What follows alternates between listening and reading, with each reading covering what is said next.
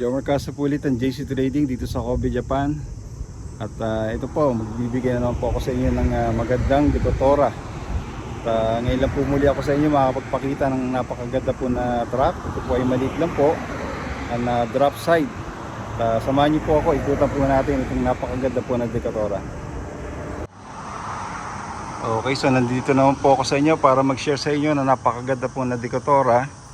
Ito po ay nadaanan ko lang dito, no, dahil pauwi na po ako. At sayang naman po kung di po tayo magkakaroon ng pagkakataon dito na maipakita po sa inyo. Okay, so ako yung nagpaalam po sa may-ari. Buti na lang po ako po ay pinayagan. Tinawagan ko po ang may-ari. Ano po, ito po ang kanyang contact number. Recycle Haba. Okay, so nag-recycle po sila, no, ng mga gamit dito. So ayan po, bebenta rin po ng mga lumang tractor. Ayan po, Recycle Haba, ano po.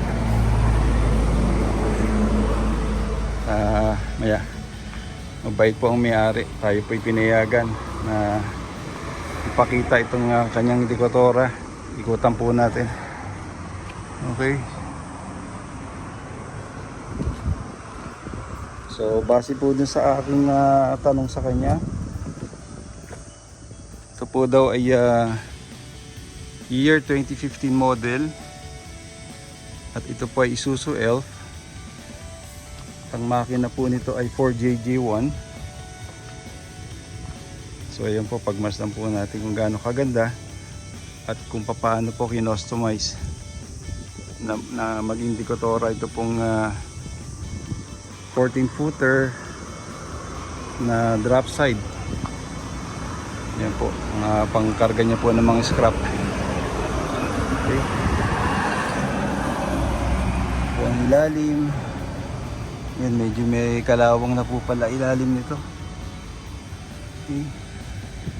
Medyo makalawang na ang chassis. Ayan. So ito po yung sikat na supplier po ng ng mga Decotora accessories. Ayan. Medyo makalawang na. Kalawang na pala ilalim. Ito rin itong mga soleras. Butas na. Medyo hindi na ingatan pala. Makalawang. Anyway, so maganda naman po ang kanyang design. Ito po ang kanyang rim, stainless rim.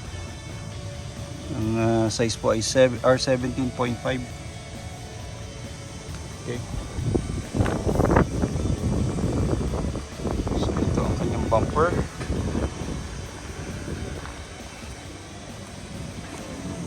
Okay.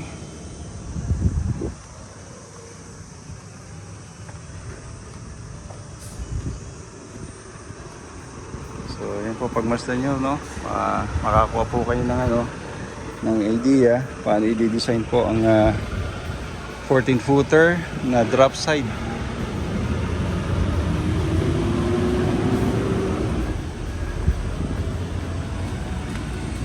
Ang kanyang extended bumper. Nilagyan ng ng tala na merong emblem ng Mercedes-Benz. Okay, side mirror niya.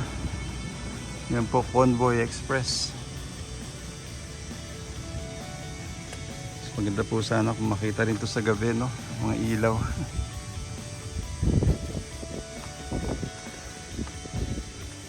So yan ang interior. Yan, may chandelier. Okay, pag talagang Decotora, dapat ganito ang interior. Mukhang talaga over decorated.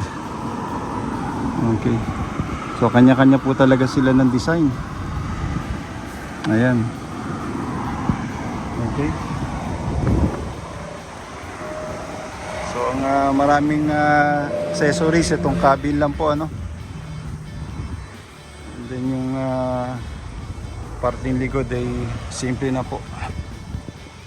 Nilagay lang na itong sticker mga underwater, mga dolphins. So ayun lang, medyo makalawang na pala. Anyway, at least nakakita po tayo muli ng paano po mag-design ng mga Japanese ang kanilang decotora. Ayan po.